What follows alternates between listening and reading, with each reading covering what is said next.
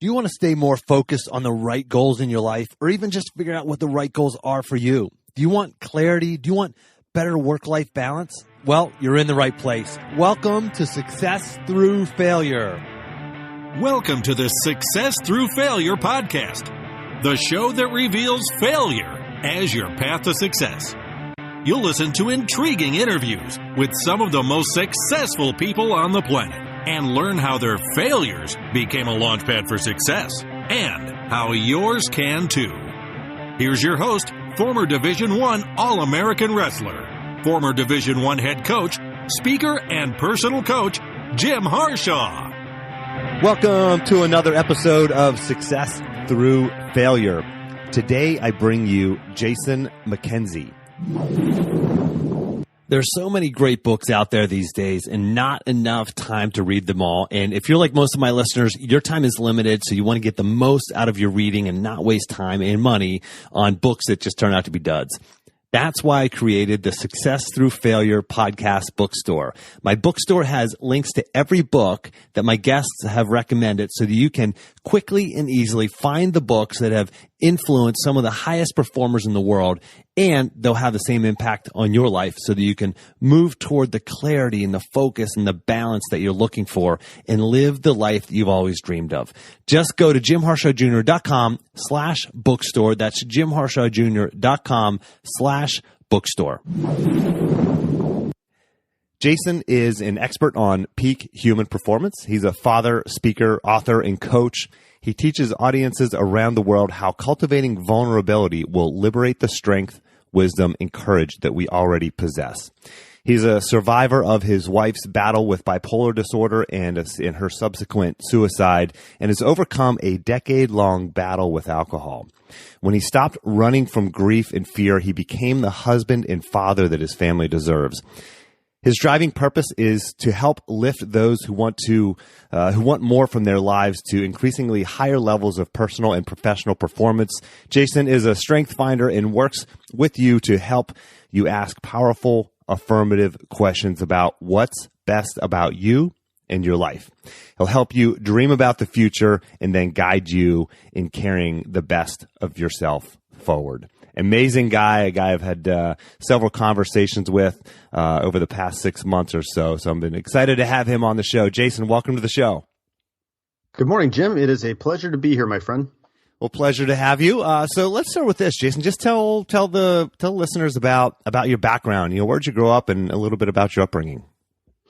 Well, I was actually a military brat. So my dad was in the Air Force. I live in Canada right now. So actually it was a really interesting upbringing. We had the chance to travel around a lot. I was really never anywhere for more than probably 3 years.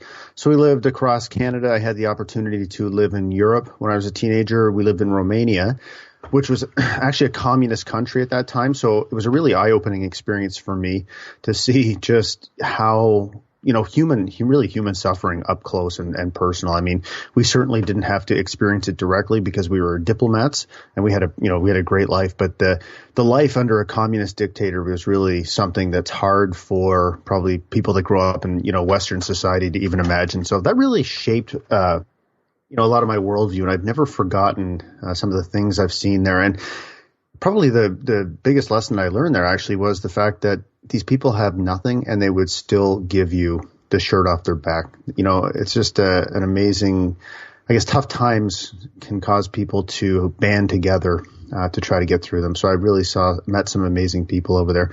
And yeah, I live in London, Ontario, Canada now. I am married and I have two amazing kids, one who just turned 13 and is every bit a 13-year-old. And my younger daughter is going to turn 12 in a few months. And that's me.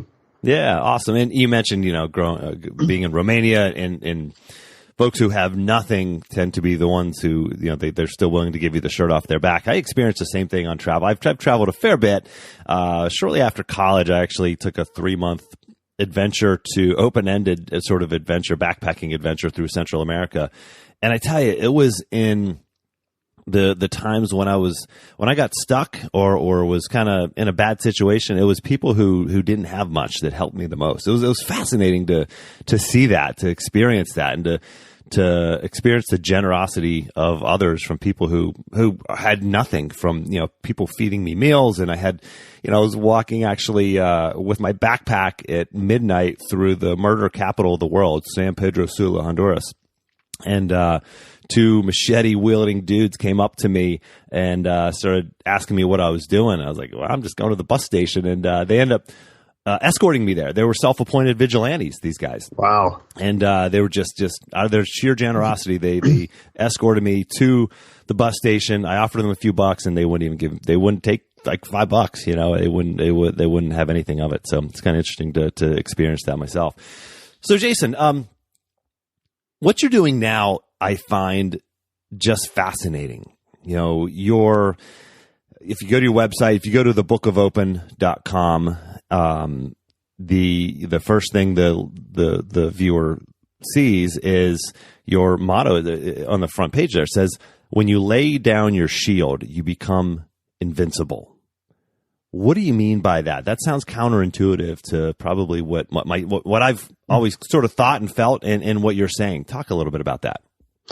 Yeah, I'd love to. So I think that for me personally, and I see this now that I talk about this more openly and more frequently, I see this with so many other people as well, most people, in fact. And, I grew up, I always try to trace back the genesis to how I started thinking this way. And I love my parents, so they did the absolute best they could. But my mom always taught me, for example, about stranger danger, right? About how if you meet an adult on the street who doesn't know you, who tries to talk to you, basically you should get out your bear whistle, run, scream, run for your life, the whole bit. And maybe that was the start of it. But, I grew up really believing that any success that I had to come at the expense of somebody else's success. I thought that, my climb up the corporate ladder meant that I had to basically fight off the other people who were fighting to climb the corporate ladder too. And so what I did was I built a wall around myself. I created almost a persona, I would say, to show to the world the version of myself that I thought I needed to be in order to create the kind of success that I thought I was supposed to create.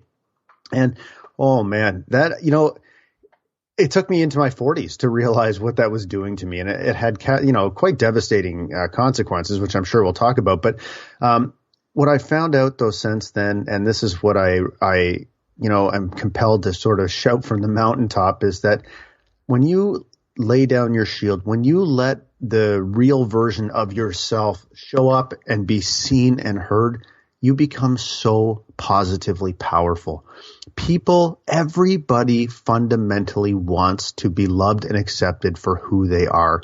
And when you show up as the person who, as your authentic self, with no pretenses, no barriers, people flock to that because they know that it is safe.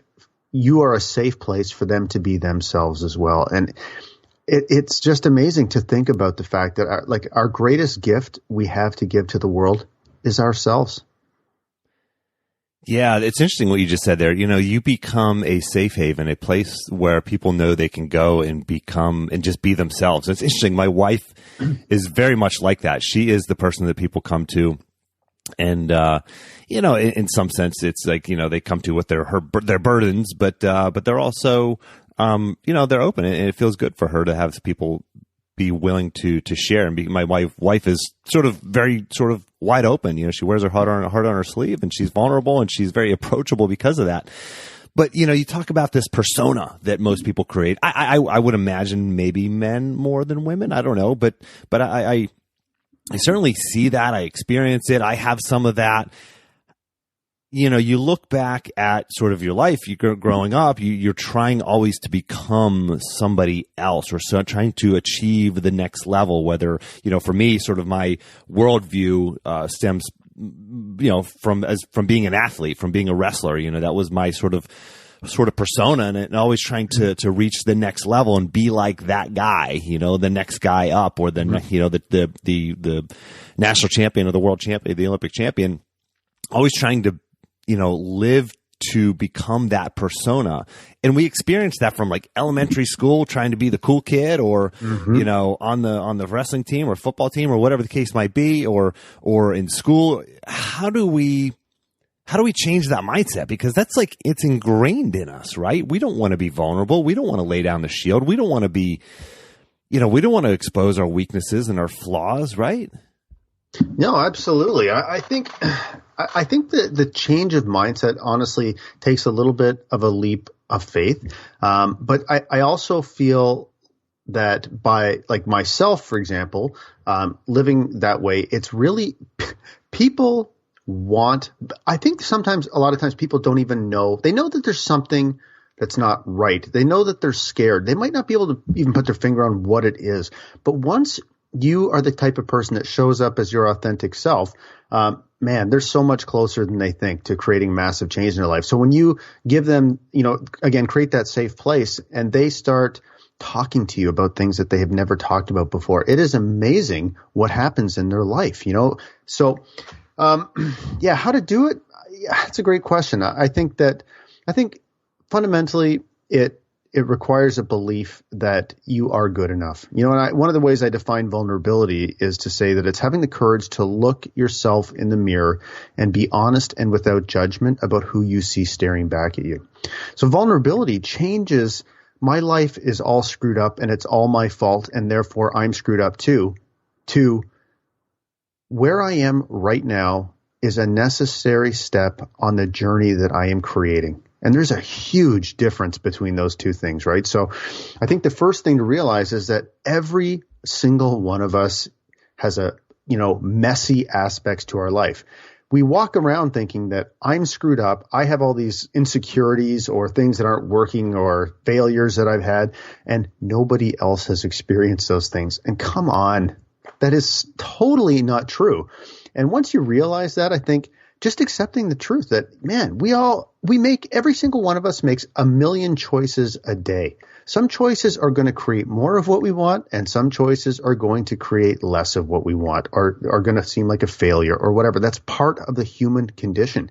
So if you can get over yourself and say, you know what, that's just me. That is part of being human, and I am going to not judge myself for the mistakes that I've made. I'm going to learn from them. I'm going to move forward. I'm going to teach other people what I have learned.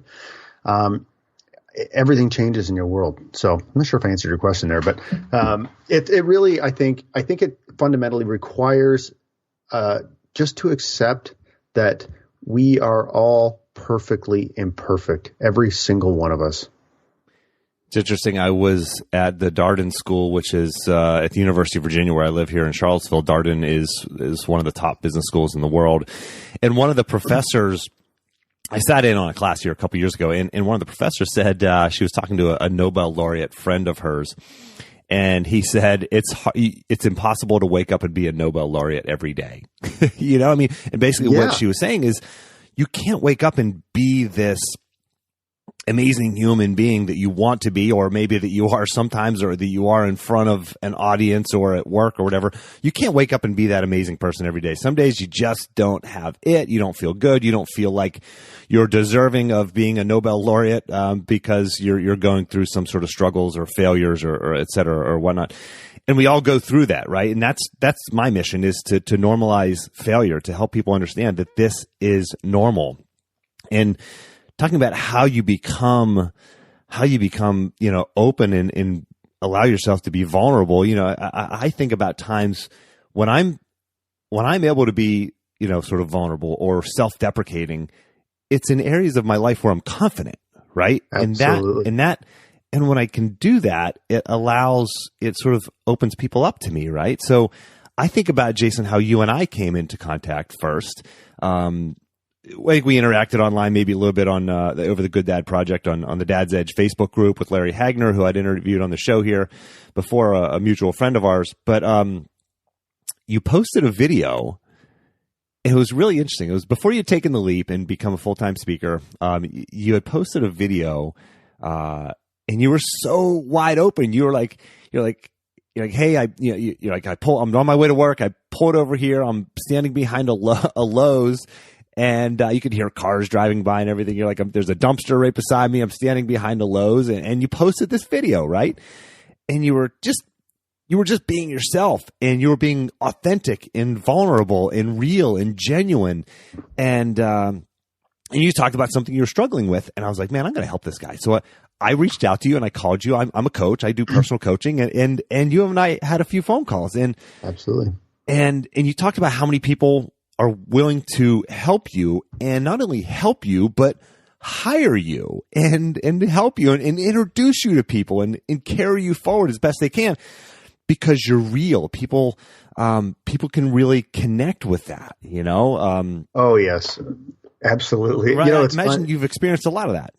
Yeah. You know, it's funny because, first of all, there's so much to say on that, because it's actually that is the core of how to dramatically change your life. Everything you just said there. So it's funny. A little while ago, I put out a request on Facebook, and I said, hey, you know, I'm just looking to see what the best way I can help people with this. So, you know, for people that have read my stuff or watched my videos or whatever, you know, what are some, like, the 10 top things that you think you could learn from me? And I got some really great responses. I got about maybe 25 different responses, maybe about 150 different answers. And I went through them, and I was shocked at what people said. And by far, the thing that people asked about the most was, please teach me how to be positive all the time like you are. And I'm like, oh my God. Like, and it's like, I'm thinking, okay, how is it that, I mean, I posted videos talking about how I feel, like I feel anxiety and uncertainty. So, you know, and I think it's like this part of people want somehow to look at other people as being better than themselves for some reason, or different than themselves, because I think it gives people an excuse not to try. So I made this video. I'm like, just to dispel any notions here, like, I've basically been a basket case for the last 3 days, right? Completely full of self-doubt, uncertainty, full of anxiety, not knowing what the hell I'm doing, you know, feeling overwhelmed, trying to figure out a path forward. And so it happens, and this is not the first time it's happened, and it will probably not be the last time it happens, you know. So, God, the difference is, what do I do with the experience? I know that when I feel, say, anxiety, you know, there's two things I can do. There's, you know, one of them is, you know, separate yourself from your thoughts and be the witness and all that stuff, and that's fine sometimes. There's other times when, man, I don't feel like doing that, and I just want to let it overwhelm me and just be bitchy, you know, and lock myself in my room and just pout or whatever. But I know that on the other side of that, there's going to be, it's like a sort of a crucible in which new ideas come from, and, you know, new insights. So it's not that it's not good or bad. It's just part of who I am right now. I don't know that it will always be. I have no idea. But the idea that I am somehow always positive is absolutely not true. You know, so it was funny to hear that. But to go back to what you were saying about making these videos and how we came into contact, I think this has been one of the most important lessons I've learned. You know, I can remember listening to a podcast when I first started out on this journey. It was Hal Elrod's podcast. And, you know, this was the first time I heard it, and I came to hear it a million times after. But, you know, that famous Jim Rohn quote where you're the average of the 5 people you spend the most time with. And at that time, I was like, you know, so the point was, you know, up the quality of the people in your life, expand your network. And to me, that was, at the time, because I was just dipping my toes into the water of self-development and understanding that there's a far greater world around me than I ever realized. I remember thinking to myself, riding my bike home from work, listening to this podcast, thinking, okay, the only way I can think to do that is to, like, go to some business networking event at the Chamber of Commerce and stand there like a dork with a name tag on. Like, that was the only the only sort of tool I had in my, you know, pathetically empty toolkit to, you know, up the quality of the people in my life. And I'm like, I don't know how to do this. This is for other people, you know. And then I realized over time that as I started to just, you know, I first started by writing a gratitude journal online. Just thought, man, maybe I'll help some people, you know, and it makes me feel good to, you know, spend some time thinking about the things I'm grateful for. And then I started writing, and then I started going through this grieving process of my wife's death, you know, 5 years later. And so I started writing about that because it felt good. I remember asking my wife now, do you find it weird that I'm, spending so much time writing about Cindy's death? And she goes, no, of course not. You're doing a service to people, and you are going through a natural part of the healing process, and then I had these really weird experiences where, I rode my bike, like she's buried, an hour from here, and an hour drive. So about 60 miles. And I rode my bike there and back one day, to her grave. And it took me a long time to understand why I felt compelled to do that. But the point is that I wrote really openly about it. And, and so as I started doing this, I started connecting with people who the things I said and wrote resonated with, and they introduced me to other people, and so on and so on and so on. And it's incredible how it works. And then I realized, that this belief that I had been carrying around with me for so long, which was, again, my success has to come at the expense of others, was totally, totally wrong. And I'm like, the world is full of incredible people who want to help me, and it made me realize, God, they're super successful. They're happy. They're, entrepreneurially successful. They're great people. And then I started looking at the work I was doing in terms of being of service to other people. And that was a real important mind shift for me. So, yeah, you're right, man. Just put yourself out there, be authentic. People will be drawn to that. You are surrounded by people who want to help you. You just have to be seen and have the courage to ask. It's crazy what happens.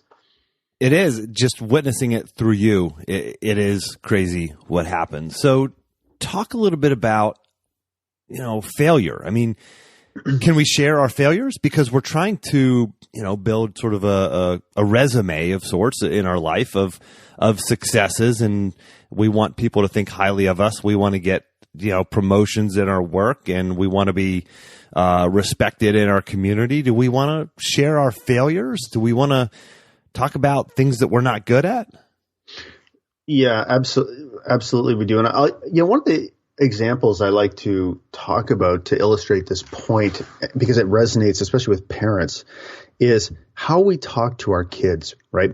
So I am a huge, huge believer in showing our kids how the parenting sausage is made, that it's messy, and that you're confronted with all these situations that you don't know how to handle, and that you do your best. And sometimes it works out perfect. And you're like, you walk up to your wife and go, man, I am the bomb when it comes to parenting. And then there's other times where you're like, wow, that did not pan out at all like I thought it was going to. But when those things happen, that is a failure. Like an example would be my daughter is a competitive cheerleader, my 13-year-old daughter. And she is, she was thinking about last year becoming a coach, starting the journey of becoming a coach, like a coach in training. But she's very, what's the word I want to use? Not introverted, but she doesn't like to take risks or put herself out there, right? So it was uncomfortable. So I said, look, that's great. If you want to be a coach, just ask your head coach if she's interested. I mean, you've won the MVP award the last 2 years. You show up 110% every time. Like, God, they're going to want you to be a coach. And so I emailed her coach. I didn't tell my daughter this. So I emailed her coach and I said, hey, would you be interested? I don't even know if she's too young or not, but I mean, is there something she can do? And she goes, oh my God, we'd love to have her, start this coach and training program. I said, okay, well, don't say anything to her because she needs to ask you herself, right? That was important to me. So I went out and I talked to my daughter and she goes, no, I'm not doing it. I want to be a coach, but there's no way I'm asking the head coach. So now I'm like, okay, what do I do here? I know that they will take her, but I want her to ask herself. So I go talk to my wife. I'm like, I don't know what to do right now. And so I went back and talked to her, and I said, well, think about it until tomorrow. And so I went back to talk to her tomorrow. She was still adamant she's not doing it. So then I folded like a cheap suit. I said, okay, listen, I emailed your coach, and then she got quite upset with me. She's like, what are you doing? Like, why didn't you just tell me that in the whole bit? And I'm like, so I just threw myself on my sword. I said, you know what, man, I didn't actually know what to do there. And I found myself in this situation where I was like, I basically had no idea what the right thing to do is. And I knew I went behind your back and blah, blah, blah. And I'm sorry. And, but you know that I have your best interest at heart, and I'm trying, I'm always trying to do my best on your behalf and help you grow into the person, the best version of yourself, right? Sometimes, and so it doesn't always work out. So the point is just being open about the fact that, man, this can be messy too sometimes, and sometimes I'm going to do great and sometimes not so much. But it really dissipated her anger, right away, actually. Sure. And it also gave her a really valuable insight into my experience as a parent that she can take forward into her own experience as a parent, and maybe handle a situation differently. So that type of being open and honest about your failure applies everywhere to your professional life, your family life, your social network. It's all the same, right? We all make mistakes, and walking around pretending that we don't is so limiting, because you're actually robbing people of the ability to learn the lessons that you have learned from your mistakes. And those are valuable opportunities to be of service to people, right? To say, hey, here's what I was faced with. Here's what I did. Man, it didn't work out, but here's what I learned. What a great gift to be able to give to people. Yeah. But if you're too scared because you think you're going to be judged, man, you are robbing people of one of the gifts that you have, right? And that's not a way to create your best life. That's interesting. That was probably the only way to bring some sort of healing to that situation with your daughter, was to just be completely open. Like, hey, I didn't know how to handle this. I did the best that I could. I did what I thought was right, but obviously it was the wrong thing. And I, wish, I'm sorry. And you kind of talk about, this was my thought process behind it. It wasn't me trying to be some sneaky go behind your back dad. It was me trying to be the best dad I could be. And your daughter, she, may not have showed right there, but she respects that. She has to respect that. She has to understand that, okay, dad may make some mistakes, but he loves me. He loves me enough to take action and do things for me. So, that's pretty cool. I always talk about people ask me my favorite book. It's How to Win Friends and Influence People. Mm-hmm. And one of the things that I learned from that book, it's been around, written in 1940s or something like that. And it's been on the bookshelves ever since. One of the things in there, one of the core tenets of that book is admit your mistakes and say you're sorry. And I remember starting to do that, and how I realized that when I would just say I'm sorry, it would diffuse the anger that somebody would have for me if I screwed something up. And I remember I used to own a window cleaning business, actually. And I had a guy who worked for me, and I remember something went wrong on a job, and I drove out there to check it out, and he told me, he's like, yeah, you can't say you're sorry. He's just talking about how adamant he was about not apologizing. He's like, as soon as you apologize, then they blame you, and it's your fault, and you have to pay for the mistake. And I'm like, no, I don't think so, man. I think it's the opposite, Yeah. And I apologized to the homeowner. I didn't, one of my guys on my crew made the mistake, and I apologized. And had we tried to just cover it up, they would have been angry, and they would have known it was us. And just apologize, and everything went fine. It's interesting how saying you're sorry just goes a long way. So absolutely. And it's funny. I was reading recently, actually, and it's something that just really resonated with me, and it was the idea of trust versus competence. And we so often try to show how competent we are, but the premise of this author, she wrote a book called Presence, and her thesis is the idea that competence is only evaluated after trust is established, right? And trust is established by being authentic, and by people knowing that what they are seeing is what they get. And the only way you can really do that is just to be an open book. It's scary at first because it's unusual, right? But once you start doing it, once I started sharing more of my story and seeing the way it impacted people and the reaction they had and the relationships it created and the conversations I started having with people, it was like, I can't even imagine living my life any other way, Yeah. So there's a period of maybe a little bit of fear or some discomfort, but just if it feels scary and it feels uncomfortable, I've learned that is the best indicator that you should plow straight into it. Right. Yeah. So yeah, success is often just on the other side of our fears. Oh, it sure is.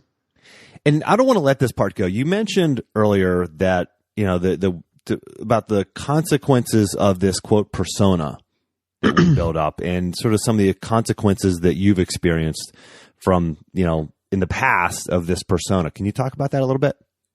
Yeah, so it had devastating consequences in my life, and it may not have, like, it always, so this persona was that I was, I had a very traditional idea of what it meant to be a man and a strong man and a leader, right? Which was a very typical thing. You got to be, dictated by logic rather than emotion.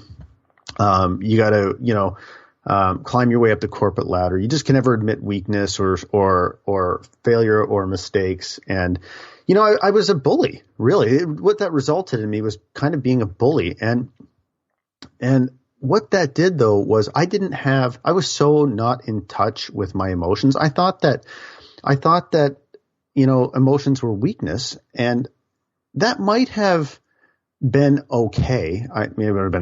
I still would have been very, very limited. But what happened was I had a tragedy happen to me, as you alluded to in my introduction. And man, that really exacerbated the flaws in my way of thinking in a massive way. So when my wife was diagnosed with bipolar disorder, it was a horrible experience. I spent 6 years watching her slowly die, and for people that don't know what bipolar disorder is, it's also called manic depression. And it's just a mental illness where you, experience these manic periods where you do all kinds of just destructive things like spending all kinds of money, risky sexual behavior, rage, not sleeping, drug and alcohol abuse, the whole bit. And it has devastating real life consequences. And then there's the depressed aspect to it. That's why it's called bipolar. And it's crushing, soul destroying, inconsolable mental anguish. I could have never have imagined what depression could be unless I had witnessed it firsthand. So as I went through that experience, I'm trying to keep my wife alive. She was a police officer. And she went from being a successful police officer to living in homeless shelters, running with drug addicts, getting electroshock therapy, being institutionalized. It was brutal. Wow. And yeah. And so as that all happened, I'm trying to keep her alive. There's, sometimes weeks where I don't even know where she is. We have 2 young daughters, basically, when this all started to happen, one was 2 and one was not even a year old. And so I didn't have an outlet because I thought emotions were weakness.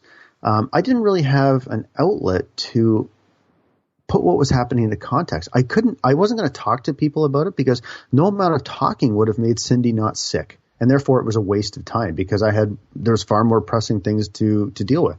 And so I would have these things that would happen, which were, I obviously know now they were a normal reaction to extreme stress, but I'd have an anxiety attack or I'd, just break down bawling, at times it just seemed random or, I blurred out my life story to random strangers at the grocery store because I just had to get it off my chest. And I saw that as basically cracks appearing in the dam.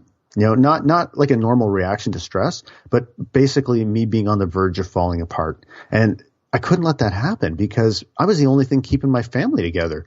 And so I started drinking because you know what? I just needed to make these emotions go away. And honestly, it seemed to work in the way I looked at the world. I know now it didn't work, but it seemed to work. Because I felt when I was drunk, I felt less fear and anxiety and grief and sadness, but I also felt no hope and joy and positivity and optimism and gratitude. And those emotions were already in short supply during this period of time. So, and this was honestly, this was the time I needed them the most, and I drank them away.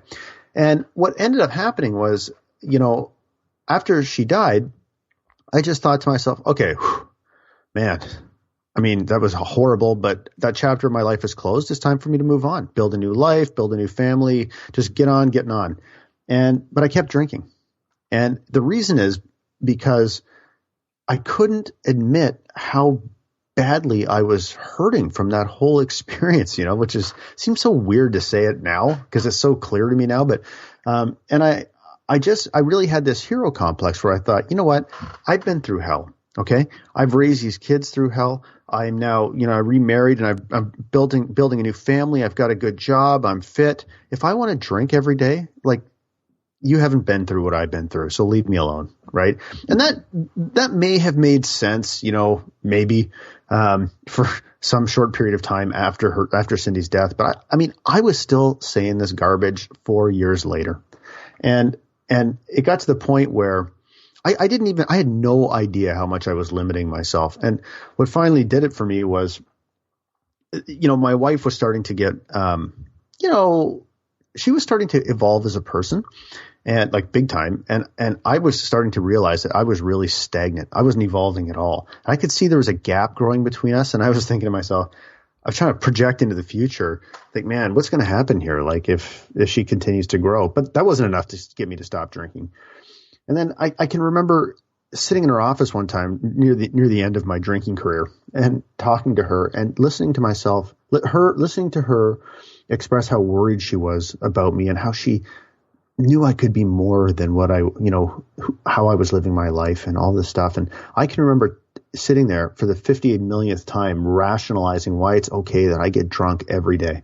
And then I just had this, it wasn't like an out of body experience, but it was like I don't know, for whatever reason, I was able to hear myself almost like I was listening to the sound of my own voice and kind of listening to it from an objective point of view for like the first time ever. And I said to myself, you sound like a crazy person. What you're saying, you sound like what? Oh my God, man! Like what has happened to you? You sound nuts. But that wasn't enough to get me to stop drinking either. And finally, it was a couple of years ago, but 2.5 years ago now. My daughter, me spending the day with my younger daughter, who was 9 at the time, and her, I had told her that I was, we had been looking forward to this daddy-daughter day, and I was going to make it special for her, and really hyped it up. And then when the day came around, I just got drunk all day, waited for the pub to open at 11 o'clock, went for a couple beers, went to the liquor store, bought a bottle of whiskey and drank the day away. And at the end of the day, when my wife came home, my daughter went up and talked to her. And then my 9-year-old daughter came up and looked me in the eye and told me she was disappointed. And that was it, man. Wow. That was the moment where I couldn't, it was brutal. And I've never in my entire life felt worse about myself. But so at that moment though, her saying that to me just made me, everything caught up to me. My 9-year-old just told me she's disappointed in me. I could rationalize my wife, as weird as that was, I could rationalize all that. But my 9-year-old, I couldn't do it, man. And so I went downstairs, passed out, and just full of shame and just like beaten, exhausted. And I woke up at 2 o'clock in the morning and I had this, it's like I was having an anxiety attack or something, but I woke up and I just had this crazy moment of clarity. And it was like, I was just, what it was? It was that I was finally able to be vulnerable with myself. And I just told myself these basically 4 simple things that I was never able to admit to myself, but I was able to do it without judgment. I'm 41 years old. I drink every friggin' day. I'm causing my wife, this incredible woman who came into our lives and has become the children's mother and helped us rebuild this family. I'm causing her no end of worry and concern. And now my kids are telling me they're disappointed in me. I want something different.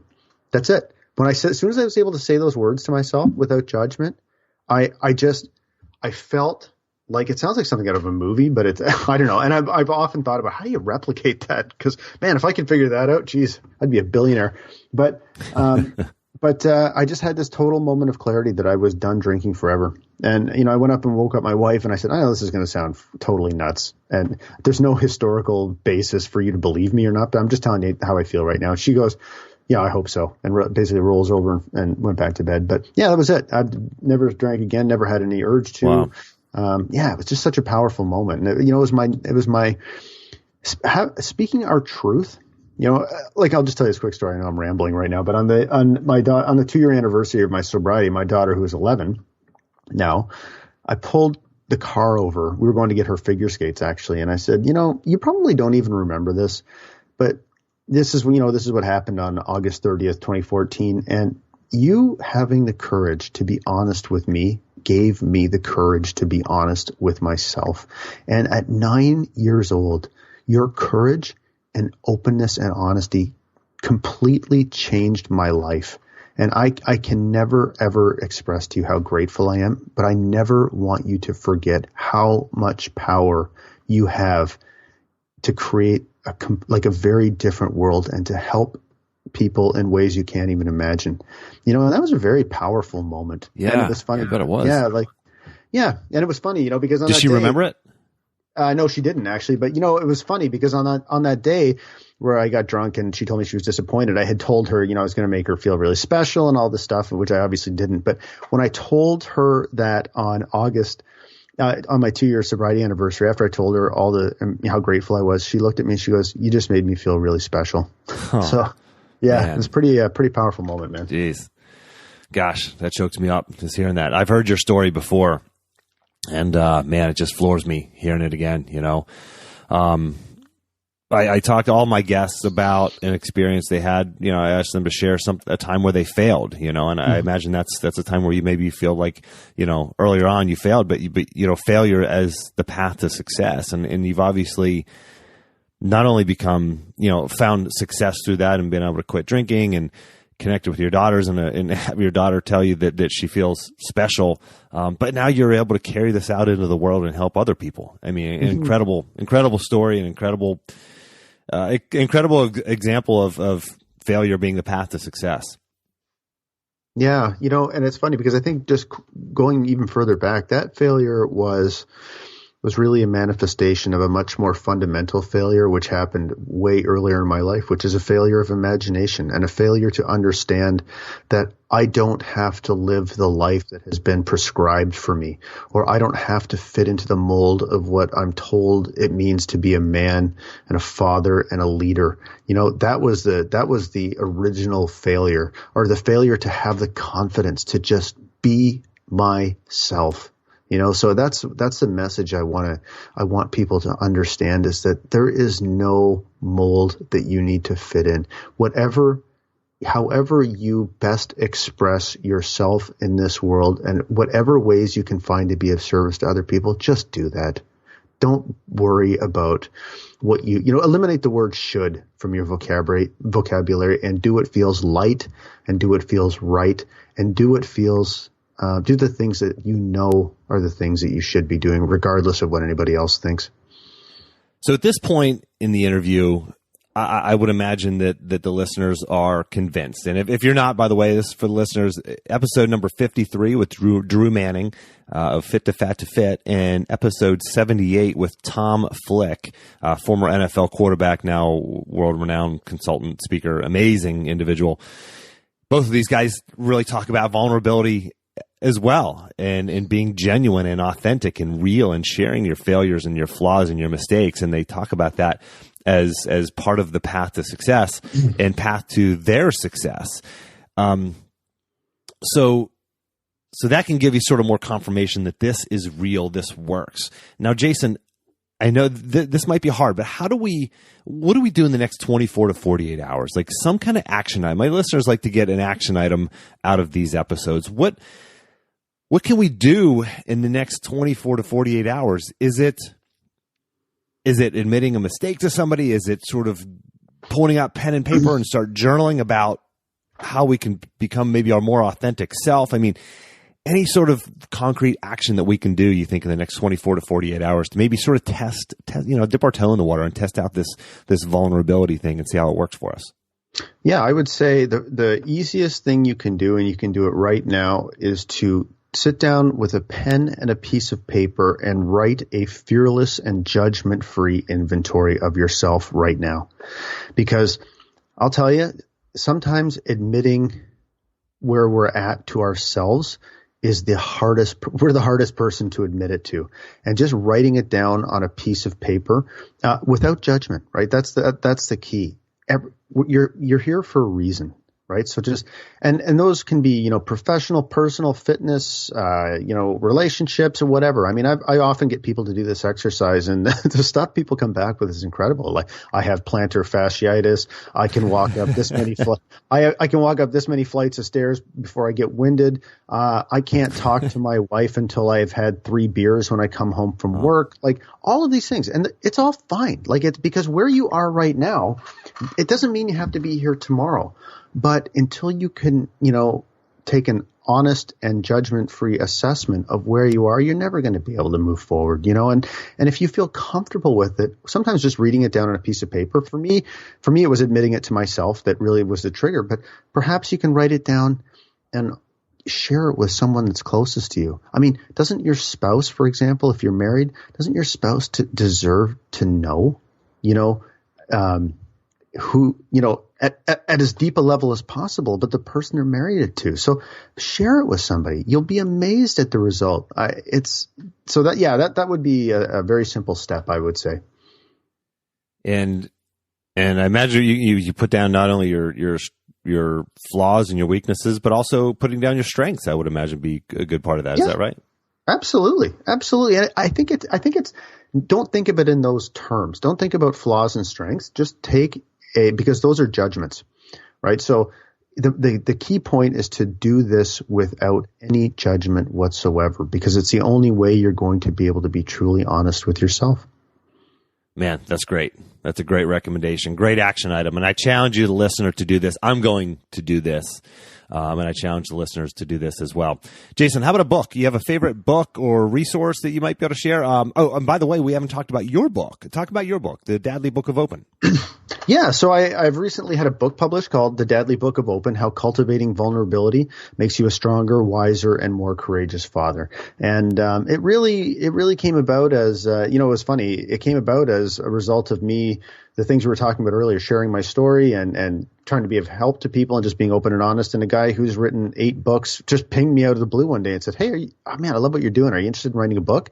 And I have a relationship with this publisher, and the rest is history, as I say. So, yeah, it's really, a lot about my story, but a lot about the lessons that I've learned. So I help, what I want men to understand is vulnerability is not going around crying when you watch Oprah or, blurting out your feelings to everybody that you come across. It's the fact that vulnerability is the greatest weapon that we have to become incredibly powerful. And by powerful, I mean able to influence and shape events, right? And influence people. So that's what I want guys to understand is that, man, when you are vulnerable, here's all the things that will happen. Here's all the way you can serve people. And here is how you will live a way, way bigger life than you are right now. Yeah, that's great. For the listener, I will have a link to that in the action plan. So jimharshawjr.com/action to get instant access to it's going to be about a 2 to 3 page PDF of this episode with all the tips, tactics, and the best stuff from this interview with Jason. So, just any other books that you might recommend, resources otherwise?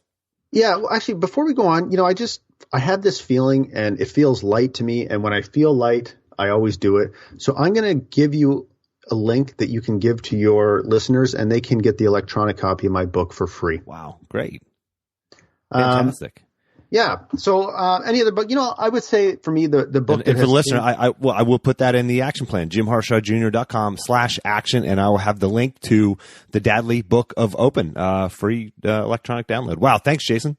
Oh, my pleasure. My pleasure. And I would say the book that has changed my life the most significantly is The Miracle Morning by Hal Elrod. Probably many of your listeners are familiar with it, but it really altered my worldview about, the importance of starting your day off right, but also that when you get yourself into the right mindset, like I was always the type of person who believed that every action needed to have a quantifiable and measurable immediate result in order for me to know, if it worked or not. The Miracle Morning taught me that when I get myself into the right mindset, there may not be an immediate, result that takes place, but it puts me in the headspace and gives me the lens where I can see and create opportunities that I never saw before. That book just totally changed my life. Excellent. Excellent. I will have a link to that in the action plan as well for the listener to check it out. Jason, thanks so much for coming on the show. Promote yourself. Tell us how we can find you, follow you on social media, et cetera. Yeah. So on my website is called thebookofopen.com, and I give people a platform to share their stories there. It's really a passion project for me. Yeah, some great stories there. Oh, absolutely. I can be reached at jason@thebookofopen.com. And I'm very active on Facebook. You can find me in the Dad Edge Facebook group, and you can find me. That's where actually I spend a lot of my time, actually. So, and those are probably the best ways to get a hold of me. Excellent. So I'll have links to those in the action plan as well for the listener, jimharshawjr.com/action. Jason, thanks so much for taking time to come on the show. It has been my pleasure. Thank you so much for everything that you're doing, buddy. And for the listener, until next time, take the time to get clear on your goals and embrace failure as a stepping stone on your path to success.